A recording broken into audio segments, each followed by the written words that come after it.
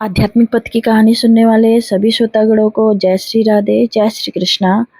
जाने कौन से भक्तों से दूर रहते हैं ठाकुर जी और राधा रानी। ब्रज में श्री राधा रानी जी व श्री कृष्ण साक्षात विराजमान रहते हैं।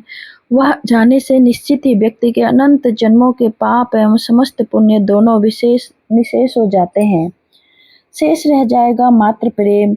यदि आपको किशोरी जी अपने धाम वृंदावन में बुला ले तो यह आपका सौभाग्य है। वृंदावन धाम में निवास करके भजन का सच्चा आनंद केवल वही व्यक्ति ले पाता है जो अपनी डोर श्री राधा रानी के हाथों में मजबूती से पकड़ा देता है। जो इस समर्पण में रति भर भी कंजूसी करता है वह बाहर से ही भजन करता हुआ भीतर से संसार की भूल भुलैया में ही भटकता रहता है। 40-50 साल पहले की बात है। एक व्यक्ति जो कहीं बाहर का रहने वाला था वृंदावन में रहकर वृंदावनी भावना से भजन करना चाहता था।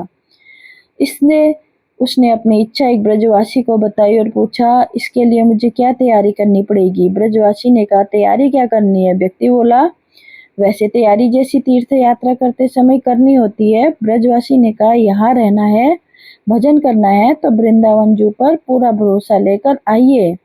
व्यक्ति ने अपने सांसारिक अनुभव के आधार पर पूछा, खाने पीने पहनने ओढ़ने आदि की व्यवस्था करने तो आना होगा।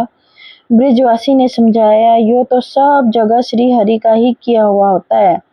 आदमी तो अहंकार वश व्यर्थ ही कर्तापन का बोझ अपने ऊपर लाद लेता है, किंतु यह वृंदावन तो राधा रानी का निज धाम है, उनकी राजधानी है। जो वृंदावन का अन्याश्रित है, केवल उन्हीं की शरण अपना कोई बल नहीं होकर यहाँ आता है, उसकी समस्त आवश्यकताओं को राधा रानी स्वयं पूरा करती है।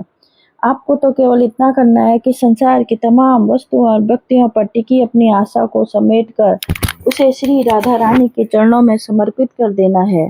विश्वास कर लेना है कि श्री राधा रानी के सिवाय मेरा संसार में कोई नहीं है, मैं उनका हूँ और वो मेरी हैं। ब्रजवासी की बात उस व्यक्ति को बड़ी अच्छी लगी। राधा रानी की कृपालुता और उदारता की महिमा सुनकर उसका दिल भर आया, पर विश्वास में थोड़ी कमी रह गई। उसने विचार किया, ब्रजवासी की बात कहीं ढपोल संक का आश्वासन सिद्ध हुआ तो मैं बिना मौत मारा जाऊंगा। बिना परखे आगे कदम बढ़ाना बुद्धिमानी नहीं है। राधा रानी की इस उदारता की परीक्षा तो करनी ही चाहिए।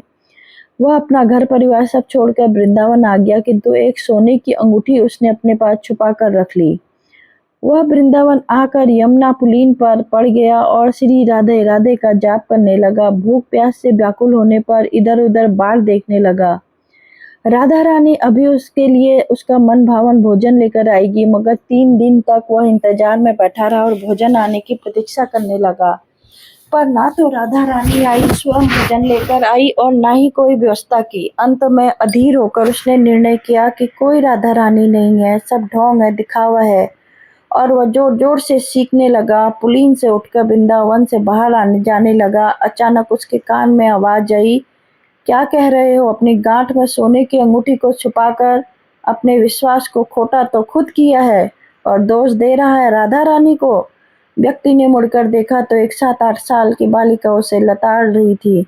उसने आगे कहा, तू समझता है कि इतनी भीतर छिपा कर रखी है अंगूठी भला राधा रानी कैसे देख पाएगी। पर राधा रानी तो हृदय के कोने कोने में छुपे भावों को देख लेती है, जो संसार को हृदय की गांठ में छिपाकर वृंदावन में वास करने का स्वांग करते हैं। उनसे हमारे ठाकुर जी और राधा रानी बहुत दूर रहते हैं। जय जय श्री राधे।